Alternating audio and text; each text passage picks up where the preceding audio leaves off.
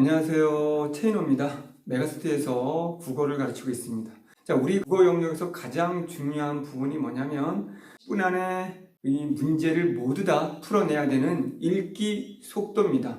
그런데도 불구하고 우리 많은 친구들은 국어를 공부할 때 내용을 정리한다든가 우리 비문학 지문을 지식의 토대로 해서 풀려고 한다거나 또는 한 문장 한 문장을 모두 해석하려고 달려들고 집착합니다.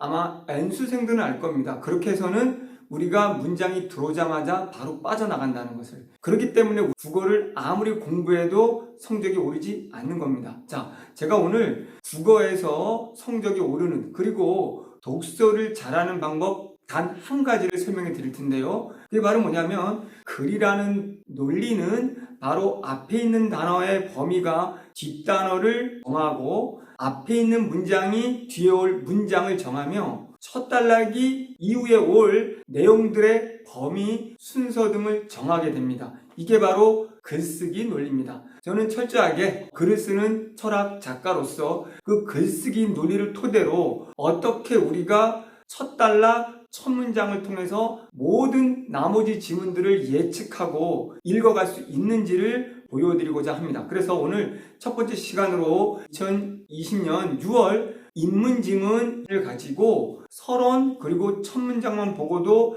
어떻게 우리가 뒤에 나올 내용들을 예측할 수 있는지 실제로 한번 보여드릴 테니까 잘 보고 활용하면 좋을 것 같습니다. 앞으로 시리즈로 우리가 경제지문, 과학기술지문 등등을 수능이나 평가 문제를 토대로 보여드리도록 하겠습니다.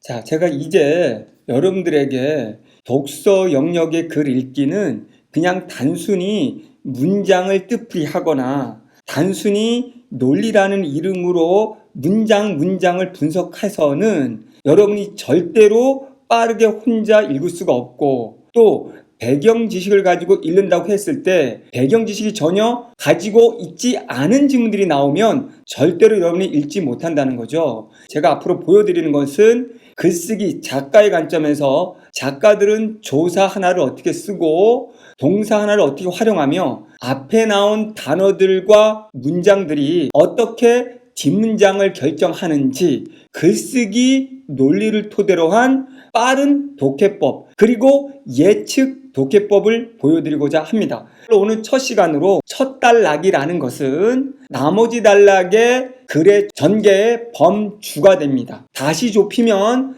첫 단락의 첫 문장은 더 심하게 범위를 주는 것이고 첫 단락의 마지막 문장은 구체적으로 전개될 앞으로의 내용, 범위와 순서 등을 정해줍니다. 자, 철저하게 저는 철학책 8권을 쓴 작가로서 작가들은 어떻게 글을 쓰고 어떤 단어 때문에 뒷문장이 결정되는지 논리적으로 읽는 방법을 보여드리도록 하겠습니다. 자, 그렇다면 천천히 한번 읽어볼 건데요. 서론만 가지고도 본론을 어떻게 우리가 예측하는지 보여드리도록 하겠습니다.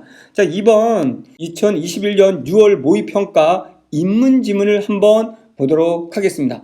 첫 번째, 한번 잘 보시면 새로운 유형이지만 새로운 유형이 중요하지 않아요. 여기 봤을 때 가라는 게 나왔다는 것은 이것이 나를 전제로 하구나 라는 게 논리예요. 만약에 나가 없다면 가라는 기호를 쓸 필요가 없겠죠. 그러면 가와 나라는 공통의 화제를 가지고 있고 이 공통의 화제가 상대적으로 차이점을 가지고 있고 그 차이점의 비교 범주는 같을 것이다 라는 걸 우리는 벌써 예측을 할 수 있는 거예요. 자, 그러면 첫 문장을 통해 나머지 문장 예측, 이거는 첫 단락이기 때문에 전체 글의 예측, 가인데도 불구하고 벌써 나까지도 예측할 수 있는 엄청난 글쓰기 논리를 보여드리고자 합니다. 자, 잘 보십시오. 한국, 중국 등 동아시아사에서 오랫동안 유지되었던 과거제는 세습적 권리와 무관하게 능력주의적인 시험을 통해 관료를 선발하는 제도라는 점에서 합리성을 갖추고 있다.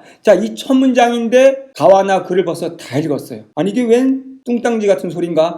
잘 보세요. 제가 가르치는 방식은 이거고 이런 논리적인 글읽기를 통해서 7, 8등급 애들이 단숨에 1등급으로 가는 거예요. 잘 보세요. 여기서 중요한 건 이제 과거제는 나와 나의 공통 중심화제가 되겠죠.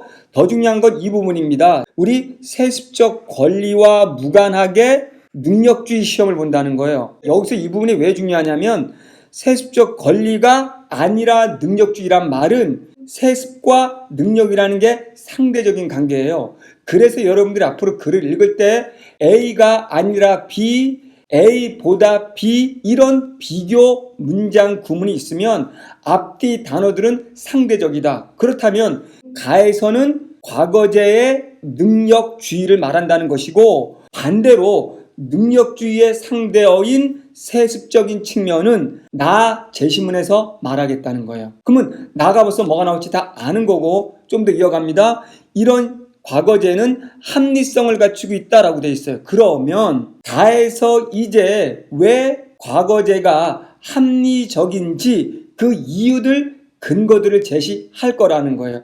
그러면 동일하게 나 제시문에서는 과거제가 합리적이라고 말하는데 그 합리성이 갖고 있는 문제점을 비판할 거라는 거예요. 그러면 벌써 예측이 됐죠. 합리성의 근거가 과거제는 공정하기 때문에 그리고 우리가 개인주의적 성향을 갖고 있기 때문에 라고 되어 있다면 나는 안 봐도 이거는 공정하지 못하다. 그리고 이거는 개인주의 때문에 사회 전체에는 문제가 있다. 라는 걸로 나는 벌써 쓸 거라는 게 예측이 되는 거죠. 그러면서 뭘 하자? 나에서는 과거제의 능력주의가 문제가 있으니까 세습제를 도입하자라고 분명히 말할 것이고 그러면 세습제가 좋은 점은 과거제가 갖고 있는 합리성을 보완할 수 있다는 걸로 이거는 끝나는 거예요. 그럼 볼게요. 뒤에 이어지는 문장. 정부의 관직을 두고 정기적으로 시행되는 공개시험인 과거제가 도입되어서 높은 지위를 얻기 위해서는 신분이나 추천보다 또 나오죠. 비교구문 나왔습니다. 그러면 신분이나 추천의 동의어가 바로 세습적인 거죠. 세습적 신분을 따라 뽑는 거. 시험이 아니라 그 신분에 있는 사람들 중에 능력 있는 사람들을 추천하는 거죠. 그러면 신분이나 추천보다라는 비교구문이 나왔죠. 그럼 시험 성적은 바로 능력주의가 되는 거죠. 그러면 이제 어느 정도 글이 다 예측이 된 겁니다. 그러면 그 다음 단락 이어질 내용은 뭐를 보면 된다? 왜 과거제가 합리적인지를 찾아가면서 읽으면 되거든요. 그러면 두 번째 단락의 첫 문장까지 한번 보도록 하겠습니다. 자, 보십시오. 명확하고 합리적인 그대로 나오죠.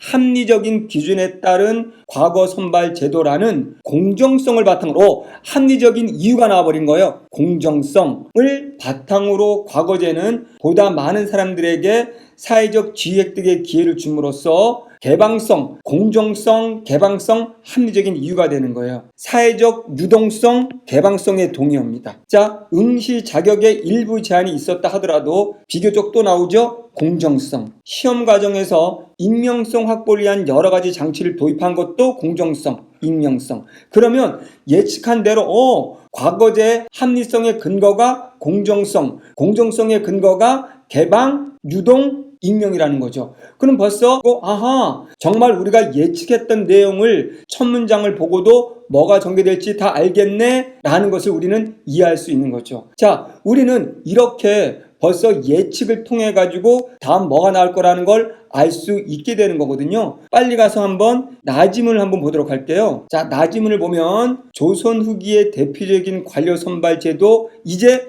대표적인 관료 선발 제도 개혁론이 나오잖아요. 바꾸자는 거죠. 유영원 공고제 구상은 능력주의, 결과주의 인재 선발의 약점 나오죠. 능력주의라는 과거 제도의 약점, 문제점을 극복하려는 의도다 라고 되어 있는 거죠. 그런 다음에 요 글은 잘못 썼는데 신분적 세습의 문제점도 의식, 요건 조금 글의 논리가 벗어나요. 그 다음 볼게요. 이제 우리는 알 수 있습니다. 이 약점을 보완할 수 있는 게 뭐라는 걸. 중국에서는 17세기 무렵 관료 선발에서 세습과 같은 봉건, 동의어입니다. 봉건 무슨 뜻인지 몰라도 돼요. 세습, 봉건적 요소를 부분적으로 재도입하는 개혁론이 등장했고, 고연문은 관료제의 상층에는 능력주의 태도를 유지하되 지방관인 지연들은 어느 정도의 검증기간을 거친 후 그 지위를 평생 유지시켜주고 세습의 길까지 열어놓는 방안을 제안했다 됐죠. 그럼 벌써 읽을 때 우리 머릿속에 예측이 돼야 되는 거죠. 앞으로 나에서는 과거 능력주의의 약점을 이야기할 거고 그 약점에 대한 보완책으로 당연히 첫 단락에서 말했던 세습 봉건. 그래서 우리는 계속 읽으면서 세습만 찾아내면 되는 거예요.